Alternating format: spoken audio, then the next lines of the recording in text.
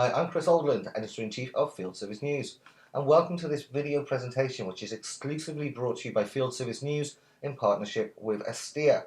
Myself and John Hunt, Managing Director for EMEA of Astea, sat down and talked through the big discussion of how service leaders are adapting to changing world of field service. Our world and our sector are very much changing, driven partly by the increasing innovation in technology, but also in a shift in service-centric thinking. Manufacturers and companies beyond the manufacturing sector are adopting advanced services. We're seeing more and more talk around servitization. Our world is absolutely in flux at the moment, and some of these changes are seismic. This means we need to be rethinking some of the key performance indicators as we move away from the traditional break-fix model and the service level agreements, more towards things like guarantees of uptime. And also don't forget that today's consumer, today's customer is perhaps more demanding than ever before. So we're seeing a shift towards customer-centric, customer experience focused KPIs. It's not just the technology, it's not just the thinking and the strategy that's changing in field service, of course. We are witnessing a huge seismic shift from the retiring baby boomer workforce and the incoming millennial workforce. So John and I will be discussing what that next generation workforces bring to the table, what are the differences, and how we should look at these differences and factor those in our new landscape of field service. What are the key requirements for the new field service engineers of today and of course tomorrow? So let's dive straight into the presentation. Okay, John, well, thanks for joining me today. So what we're going to be talking about today is how field service leaders are adapting to what's a very rapidly changing and seeing some huge seismic changes in the world of field service. There are four areas I want to kind of dig into, which will go across each of these, across the presentation, if I may, including how much that world is changing. I'd like to focus on KPIs, because I think that's a real driver there. The workforce is changing. I think we need to kind of address that. We need to understand the differences in the shift in workforce, not just in the shift from boomer to millennial, but also things like contingent workforce, the gig economy. Agreed. And to touch on the millennials as well, the changing face of the engineer and how we view what the engineer should be. And that kind of fits into all of these areas and how the world's changing, the KPIs, the shifts in generational workforces. But let's dive into the first one. Sure. So how much would you say the field service world is changing? I mean, last time we sat here and had a conversation, we discussed just how there is a significant shift in the way manufacturers, particularly forward-looking manufacturers, are viewing service. And it's quite seismic, some of these changes to the approach to service delivery. I want to just recap on that briefly, if I may. Just how significant is the change that we're facing in terms of the changing is, I mean, we hear talks about the fourth paradigm, you know. How important is it that companies understand the size and magnitude of these changes that we're currently seeing in terms of service delivery? Yeah, first of all, thanks for coming today. Great to see you as always, Chris. Yeah, so I mean, the changes that we're seeing, they're substantive and palpable. We're seeing it in our new business pipeline, and hearing it firsthand from some of the world's leading manufacturers, to name one sector, about how their revenue model is flipped on its head from where it was as little as a few years ago. What we're, again, to use that manufacturing example, what we're industrial equipment manufacturers driving most of their top and bottom line revenue from capital investments from their customers. Yeah. They're transforming that increasingly into an OpEx-driven business. So in that example, they're enabling their customers to essentially subscribe to their equipment, predicated on drivers such as units yielded from the equipment itself and uptime. And along with that, what was previously a services organization cost center, run with a deeply entrenched, homegrown systems in a lot of cases, with custom, complex integrations, that's given away to what's now the profit enablement center, as I like to call it. Their vision is showing them the way that they must have a best-of-breed total service lifecycle solution covering people and parts. And those integrations, their entire IT ecosystem, inclusive of field service, of course, are increasingly completed using standards and common middleware and even integration as a service in some cases. We're seeing our customers outsource that to people that specialize in that. In short, it gives them that speed to market with the changes that might occur or innovations that need to be introduced rapidly into their service lifecycle ecosphere. Yeah, and it's interesting. You mentioned manufacturing is perhaps the industry takes the lens there, but this isn't just a manufacturing focused area. I think when you mentioned that infrastructure and implementation, everything is as a service, and it's hitting every industry, isn't it? We're seeing it across. I often think perhaps I recall we touched on this, some of the leading learnings around this concept of as a service came from the software world, where there were some painful mistakes made and some quite big evolutions made. I think manufacturing, especially with the servitization movement and the trend towards servitization, is there, but we're also seeing it in utilities, telcos, fast-moving retail. We're seeing it everywhere, aren't we? Yeah, it's something that's really kind of driving forward. Something that I've talked about at Field Service News and many of our regular columnists that kind of touch on as well is how technology, processes, these two are becoming increasingly entwined. The processes are led by the technology is driving the processes. It's very much a kind of a cohesive unit there. But is the technology driving these changes that we're talking about, these shifts, the approaches that are differing? Or is it the other way around in terms that the shift in thinking is driving a need for innovation? It's something that I kind of never quite get my head around. Is IoT, for example, crucial and that's driving our move to servitization? Or has servitization created a need for us to embrace IoT? Which way round is that? Or is it horses for courses sometimes? Yeah, it's the classic chicken or the egg. Yeah, absolutely. Right. So I guess I'll stay on the fence. I think it's the intersection of the tech and the thinking. With tech, I think a slightly bigger driver, in my opinion. I'll go back to making a historical example. Just as the invention of the printing press in the 15th century by Gutenberg enabled the masses to read and learn, it resulted in an unprecedented evolution in thinking, or a revolution in thinking.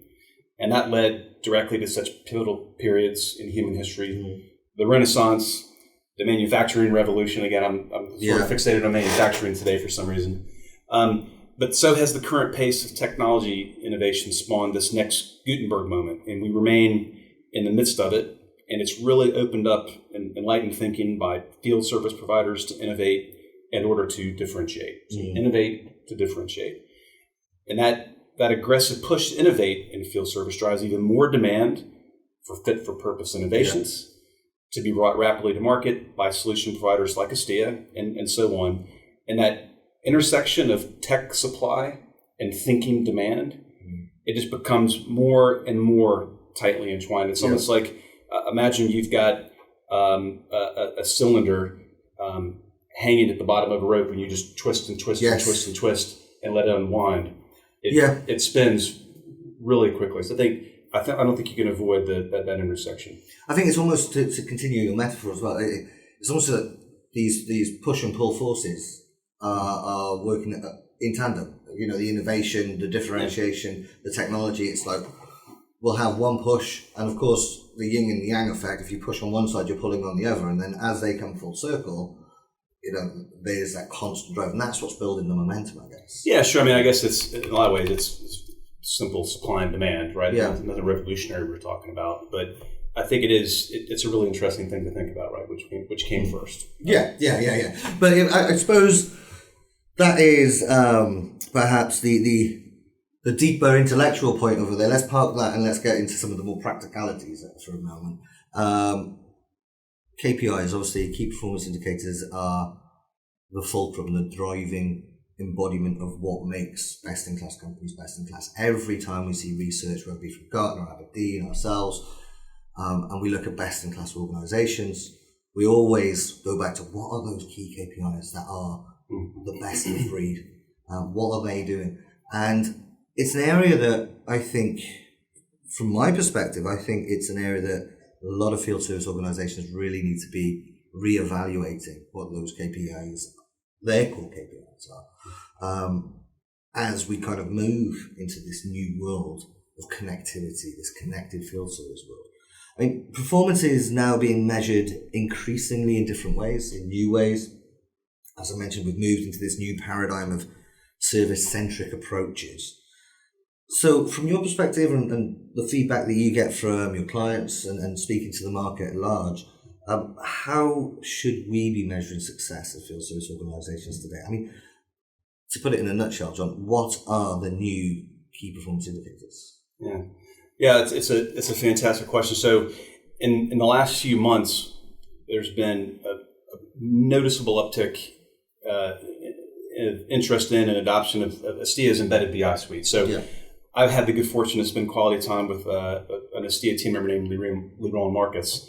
He's our head of business intelligence. He's got a master's degree in data science, and he specializes in big data analysis. Pretty good guy to have on the team. Yeah. Fantastic. I gotta admit, I leave most of our conversations with my head spinning, but they're super impactful discussions, and I just learn a lot from interacting with great folks like him. So these aren't his words, but I've learned a lot from that guy, and I'm sure we'll continue to. But so just like constructing a house, we've got to start with the foundation of KPIs for a field services organization. So that foundation of a house is simple looking but strong. And so is that basis for KPIs. So just really simply put, we must seek to understand whether service capabilities are designed and rendered in a way that provides a positive experience for the consumers, and those capabilities can be measured by X. X, right? Really simply put, that's the foundation for how you determine what those are. If it's a high quality and differentiated experience, it's a positive service experience, right? High quality differentiated equals positive service experience. So what that means will be unique to each service organization, depending upon the verticals they serve, whether they're a B2B or a B2C, so business to business or business to consumer centric business, and then too many other variables to cover in our chat today. So there's no one size fits all approach, but broadly speaking, we're seeing more and more of these new KPIs focus on things like the Net Promoter Score. Much more traditionally adopted by retailers, hospitality, service providers, customer retention, and in some cases, customer engagement with the services brand, measuring those things. Customer spend per visit. With the proliferation of IoT, the percentage of jobs done proactively and just in time. Right. Just to name a few, but those are some of the new ones that we're seeing many more service organizations pay closer attention to. It's interesting because what we're seeing is this shift towards customer-centric KPIs, essentially. And I think that may be indicative of just the importance of service in that boardroom. You know, we've existed in this world where service has become the kind of dirty secret or the dark art that in the past it was never quite understood by the guys that worked on the product-centric side of the business. The guys in the service part of the organization very often struggled to get their voice heard at the exec level. You know, it was something that nobody quite understood except for the guys out of service. And it was also seen as a necessary cost, a necessary evil. And I think this shift in KPIs is probably a reflection of that shift towards service becoming a much, much more important part of the business as a cohesive whole. You know, service has that voice more increasingly at the top table. And service should always be about the customer, really, but it's the fact that now it's driving itself. It's kind of come full. It's kind of taken ownership, and it makes sense to me that customers are in the heart of that. Generally, and I know this is, again, it's one of these questions that perhaps different organisations will find different answers towards. But from your perspective, in terms of advising the clients that you work with, the companies that you work with, the organisations there, is there a set amount of KPIs or a rough idea? Can there be too many? Can we monitor too much? In a world where there's data everywhere, can we be monitoring too much? I mean, how many KPIs should a field service company be focusing on? And how should they identify the areas that are most pressing for them? So that answer is dependent upon a lot of variables, some of which we just talked about in our last example. But it depends on a lot of variables such as complexity of their service model, the market sector they operate within. Those are unique to each company, dependent upon their overarching strategy or that foundation we talked about. Just some examples. So do they handle parts logistics, or are they a third-party service only provider that's dependent upon the original manufacturer to deliver those parts and handle the logistics? Are they more long cycle projects driven or short cycle service call oriented? Right. So there is no one size fits all, but in our general experience, we see anywhere between 4 to 10 measures or key performance indicators are likely to be the best key in most types of service delivery company. Right. So as a doctor would only prescribe a medication or a treatment following an evaluation of the patient. Yes. So should a services organization choose their KPIs or their key business health indicators. Okay. Yep. Following an assessment of their business from the top down, from the bottom up, and from the middle outwards to partners, the contingent workforce, and so on.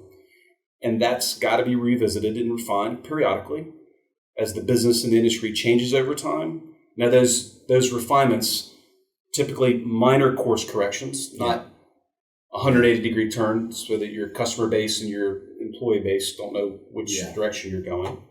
It's got to anchor back to what is hoped is a clear vision and core values set by the service organization. So to boil it down super simply, companies in the field services business employ technicians who install and deinstall machines and do preventative maintenance or unscheduled repairs and upgrades. One sentence, that's what we do. Right? That's what the services organizations that we serve do. And to optimize the value of those tasks, it's essential that organization achieves max efficiency in all related processes, upstream and downstream, just like the dispatch of technicians, tracking of inventory, completion of orders, especially the first-time visit. So to give some examples, I think typical KPIs would maybe fall into 4 key categories and then 7 specific KPIs, just to give an example in that 4 to 7 range. So task completion, productivity, inventory, and CSAT, customer satisfaction, right? So the 7 in those categories would be, again, not a one size fits all, but to give some examples, first time fix is an incredibly important KPI. SLA compliance, mean time to resolution, right? So that's around task completion. Productivity, technician utilization, and travel time. Inventory, average parts usage, slow moving inventory, and then CSAT, what is their net promoter score? And remember that net promoter score question, for those that aren't familiar with it, is called the ultimate question, is would you recommend my services brand to a business colleague or friend? And there's a score scale. So there's just some specific examples of some that we see being pretty common across most businesses. It's interesting, isn't it? Because there's every industry. I mean, obviously the field service world is an interesting one because it sits across so many verticals. And then within each vertical, every organization has its own DNA. We do see these certain trends across all industries. And I think you've touched on a lot of them there in terms of what we should be monitoring. I touched on the amount of data that we have today. It's something that I talk about a fair bit. And modern data analytics, of course, the flip side of so much data is it's so fast. I mean, one of the V's of big data, isn't it? Velocity. And I mean, we're in a world of real-time monitoring of KPIs now. It's very much the norm in many, many cases. It's the old cliche, isn't it? Paralysis by analysis, though.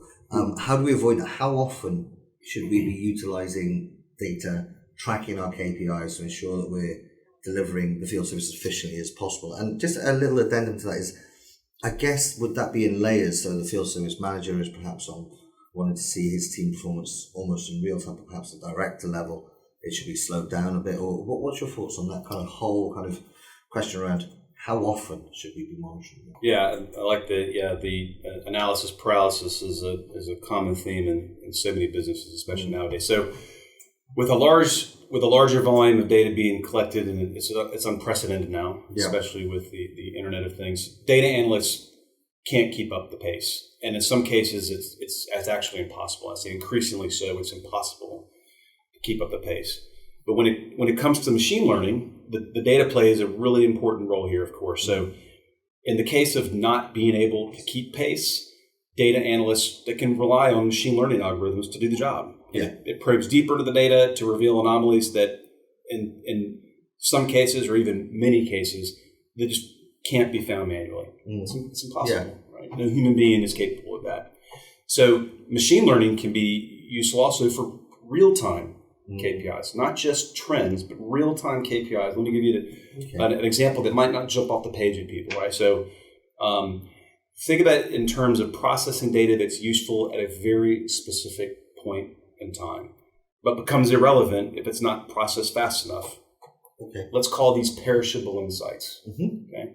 So a real life example, in a customer contact center, machine learning is evaluating each call and potential service order in real time as it's being recorded, perhaps by voice, but that call is being recorded within a field service system, such as like Astea provides. Then and there, possible issues can be flagged, and the system can quickly determine the course of action based on the patterns in the conversation. Once the call ends, opportunity gone.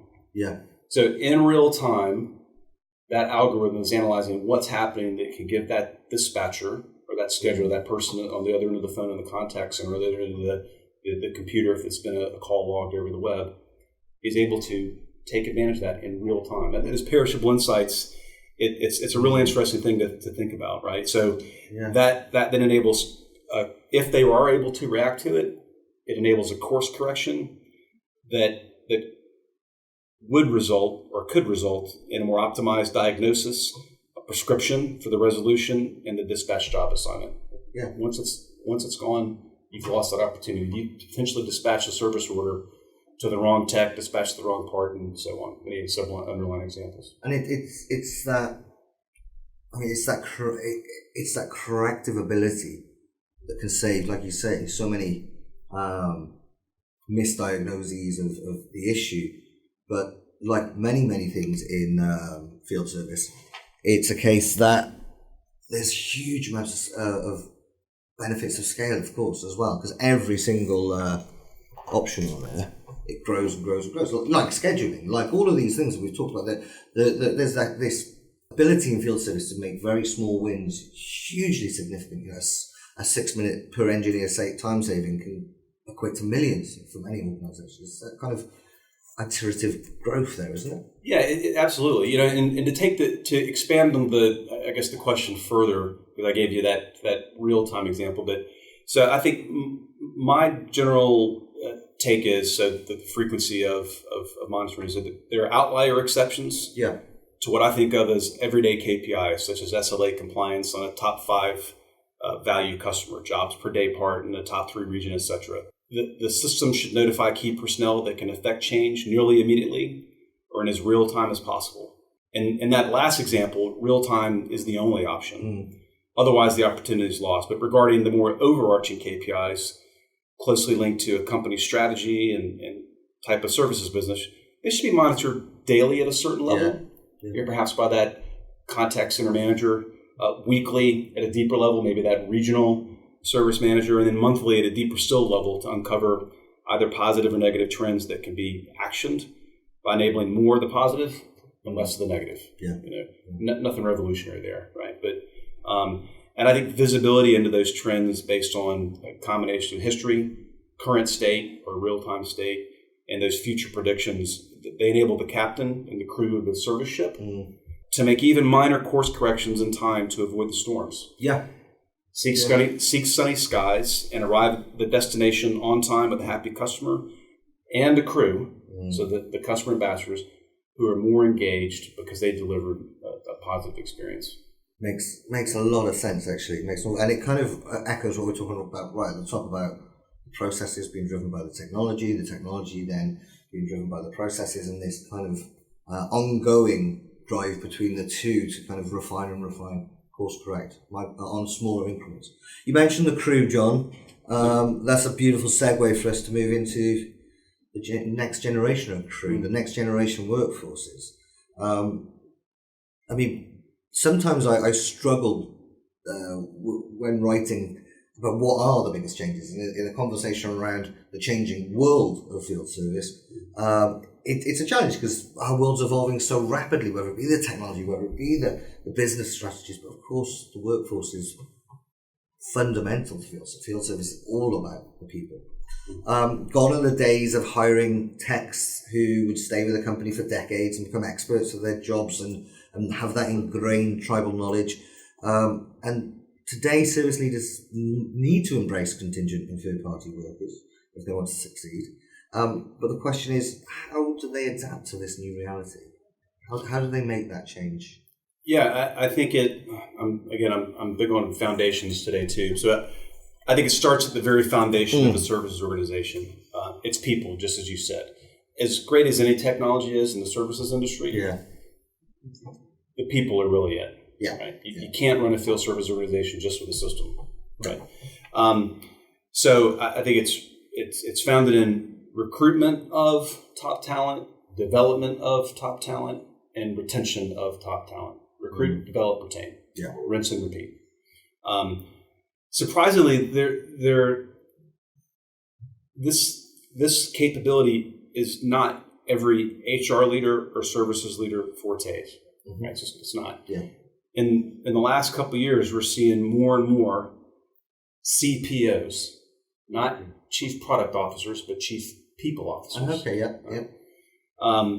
So organizations, just to name a few, so Viacom, Lyft, Tesla, they've appointed those chief people officers, CPOs, in the last couple of years.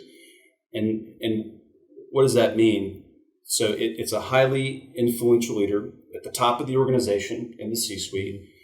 They are team builders, strategists, culture creators, nurturers, number crunchers who are doing their own data analysis on the people, the trends they're seeing in the people process, all to create a differentiated employee experience that bleeds into how your customers perceive what you hope is your service differentiation. Yeah. Your people. Yeah. And again, whether they're the service ambassadors, the feet on the street or the feet in the factory, or the person in the contact center with whom they're interacting with. Right.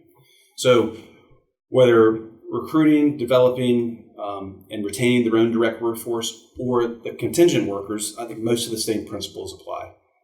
Robust and intuitive programs and tools available at each stage of the people part of the services process are vital.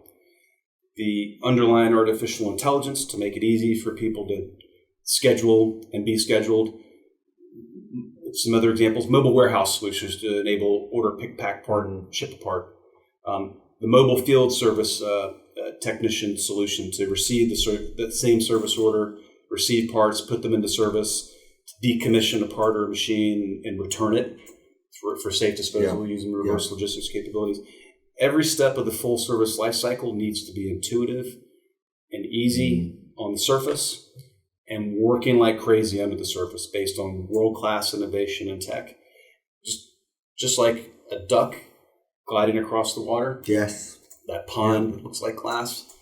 It's tranquility and peace on the water surface, and that duck is paddling like crazy. Yeah. So under the water is that workhorse of a full service life cycle platform. So that's what you want your people, ducks, and underneath them is that a service life cycle management solution, right? Yeah. Yeah, it's one of my favorite metaphors. I spent some time as regular readers and listeners to the podcast and these videos will know I spent some time in hospitality originally. And one of the mantras that was embedded into us, we called it swan theory. Same principle, ducks and swans. Swans are just big ducks with long necks. But the idea was the swan is one of the most graceful birds that are just moving around. That's what you want the outward perception to be, but you know that swan's legs are going like Billy-O underneath that water because there's an awful lot of work to get it done, and it's a very, very good metaphor. It really kind of resonates with me. I'm sure most British people would think swan and most Americans would think duck. Yeah. And the Canadians would go with geese. That's right. So we've said quite a lot in the past. It's been almost unavoidable if you go to any conference, not just within field service, but any industry, about the shift between boomer workforce, the baby boomers who are retiring and the millennial workforce that's been I feel like saying the incoming millennial workforce is now a bit dated because they're here in many instances.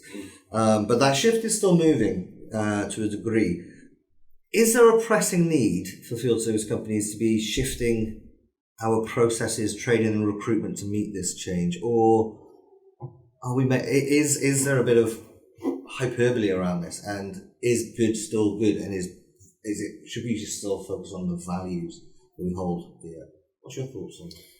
Yeah, it's maybe just a choice of words, but I think rather than shift, to me, it's more of an evolution or evolving the recruitment, development, and retention. And by the way, don't forget about the middle child, Gen X. Yeah, sat right here. Yeah, likewise. You look much more like a millennial, Chris, in person. But look, as our world evolves in most places, to become more culturally homogenous, so must that include the adjustment for the generational differences, right? So the invaluable boomers who hold tons of services, tribal knowledge in their heads, the organization needs to keep them engaged and enable knowledge transference in a safe way, meaning in a safe way for that particular individual to feel valued and not at risk because they've transferred that tribal knowledge. That transference can be done in the classroom, in the van, and most recently virtually, right? So imagine a scenario where you got a wet behind the ears young tech who's been formally trained in a certain discipline and quote unquote certified. Put them in the real world where they're performing preventative maintenance inspection on the factory floor.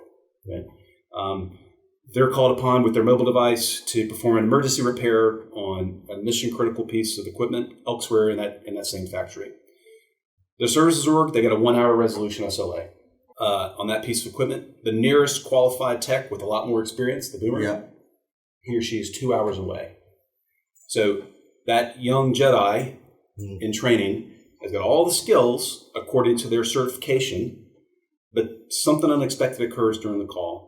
They lack that one unattainable thing. And that to help them do what that unexpected. And what is that one unattainable thing? 40 years of experience the boomer's got. It might be 2 hours away, right? So thanks to augmented reality integrated with a mobile service solution, that wet behind the ears tech can get in touch with their boomer Yoda. Who can be on their shoulder virtually to guide them using real-time visual connection to understand what that unexpected might be to less experience, but it's routine to the Yoda. And they get that mission critical piece of equipment back up and running on time through a combination. That's just a real life example of how a knowledge transference can go then and there. Right? And there are so many layers to that as well, John. There's so many layers because obviously the first and primary function of the service call is always to make sure the customer is happy and that things are moving around. But I'm just thinking from the areas you touched on there is how you keep that. I like the way you phrase it, the safe transference of knowledge. It adds value to that experienced tech. He sees his role in the industry, in the organization rather, being reinforced. He's given that value as an experienced senior respected member of the team, but it also adds a layer of confidence to that younger tech, which, as I kind of touched on a wee bit earlier, these days of being a company man, perhaps it's not something that exists anywhere near as it used to back in the day. And people, I think there's a stat, millennials are more likely to move something like 4 or 5 times in career, not in organizations. So the retention of service techs is hugely important to keep these guys engaged and giving them that trust, that confidence. I think that plays a really big role in that. And I'm always a fan of a Star Wars reference as well. Thank goodness you're not a Star Trek fan. Yeah, exactly. Or maybe you are, but anyway. Well, you can be both. It's the 21st century. We can accept both. That's right. Though it's a great example there of the technology, and I've been a big proponent of exactly that scenario. Why augmented reality has to play a big role in field service for quite some time, and there are a number of areas that technology can play this role in helping mitigate the potential pitfalls that can arise when we're shifting our thinking around these next generation workforces. Another example, which I'd like to kind of get your thoughts on, is how technology can help a field service organisation rather, maintain a consistent service offering. Because consistency is quite often consistently good service is what gives you customer engagement, customer sat, and customer longevity. Not being excellent once and being terrible the next 2 times, or being excellent 3 times and terrible one. You don't want excellent all the way, you want good, really. That's what we buy into.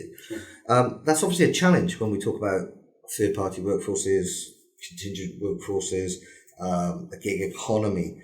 What role can technology play in kind of helping maintain that consistency across the service offering? Yeah, so I think real-time access to the same accurate information that every person in that service chain needs is essential, whether that's a full-time employee or this third-party contingent worker. So I liken it to a symphony orchestra. Okay. I'm not sure if you know it or not, but symphony orchestras average between 70 to over 100 musicians. Okay. Every musician is playing the same song to precisely the same beat or cadence. But they've got their particular parts that are only relevant to their instrument. Yeah. And even within an instrumental section, each individual person may be playing a different part. And they're led by the conductor. So take just one of those musicians and bring them into the piece 1 beat late, or speed up or slow down their beat during the performance, the whole thing goes off the rails. Yeah. Worse still, imagine a percussionist, a drummer, who's playing an entirely different piece. Yeah. It would be a disaster, right? Or maybe it would be cool, depending upon your musical taste. But if you like the avant-garde, but let's stick with the traditional. Right. So in this analogy, the conductor, that's the field service management system. Using artificial intelligence for that silent instruction and guidance to all the members of that orchestra, the full-time employee, the contingent worker. Guidance to all the members of the service chain to play their part at the right time. From the incoming call, to the dispatch schedule, the people, to the parts order, pick, pack, ship, to only communicating the appropriate information to the team member dependent on their security clearance. Yeah. To the end, the synchronous arrival of the tech and the part to the right place at the right time to do a great job at the optimal cost. Yeah, it's allowing that continuity across each part. You're absolutely right. I like the example of the symphony, because everyone is reliant upon each other. One piece goes, the whole piece as well, and it makes a lot of sense. A final point on the generational changes around workforces, and to stay on the technology. Is it playing a role in terms of attracting, engaging, and retaining the new talent? As you mentioned, we want to attract, engage, retain, especially now that this workforce coming in, including ourselves in Generation X. I'm certainly much more comfortable with being Google native. I wouldn't quite say I was Google native. I'm a 1980s guy, so I'm kind of just ahead of just before that, but not a million miles away. We're all very comfortable with the world of the internet, and this generation that's now coming in, does having the technology there that does all of these things that we're talking about, does that have its part to play in how we attract these new workers? Because one final point on that, sorry, these new workers, they've become a real currency, because good staff in a technological world now, it is the differentiator to go back. So we want to retain the best. Does tech play a role in doing that? Absolutely. And by the way, I'm an Atari native generation, so I got a little bit of time on you. We'll be back to Pongs before right. I mean, I think for the Google native generation, innovative, easy to use tech is and will be table stakes in the field service world. So we come across in the prospects that we work with, we come across some Windows mobile deployments still in use. So field service technicians interacting with headquarters with the Windows mobile device. I can assure you that one of the first questions that's going to arise from a Google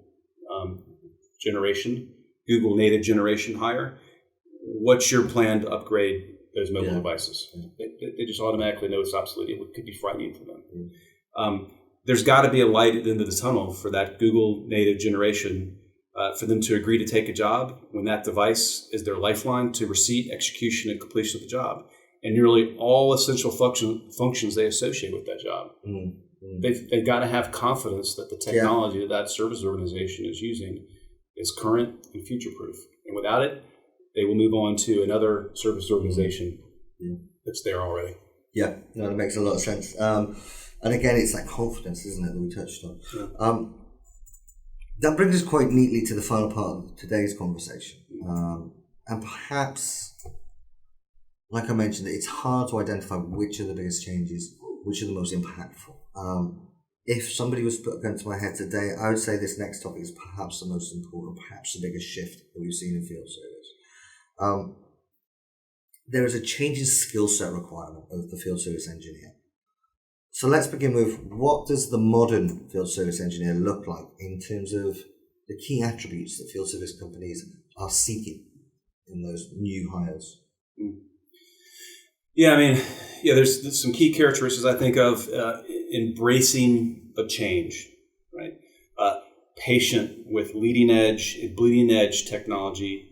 If rapidly deployed in a pilot situation, that as long as they can be assured they can revert to the pre-innovation test that can be enabled quickly and easily.